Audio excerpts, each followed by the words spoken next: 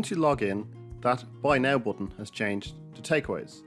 Behind that Takeaways button is the most actionable pieces of content from that episode. So for example, if you had listened to episode 172, Autonomy at Work with Aoife O'Brien from the Happy at Work podcast, you might decide, I want to practice something from that episode. For example, it could be promoting autonomy. What Aoife talked about in that episode was to give employees the freedom to make decisions and take ownership of their work. So you decide, yeah, I should go and deliberately practice that. So what you do is you pick a time and a place in the future where you're going to go and deliberately practice promoting autonomy in your team. And it could be something along the lines of, for the next week, every time my team presents me with a problem, I will ask them what they think they should do. I will encourage them to return with at least 2 viable solutions.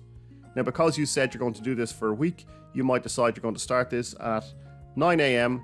on the 16th and finish at 5:30 p.m. on the 23rd. And I hit submit.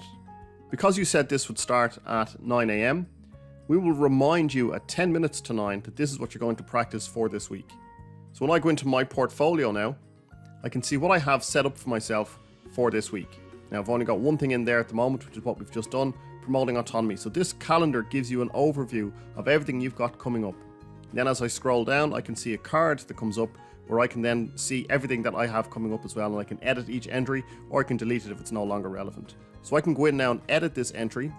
At any point, I can go in and add in a note as to how I feel it's going. Once the end time has come, so you said 5 p.m. or 5:30 p.m. on the 23rd, we'll get in touch again and get you to reflect on how you think it went.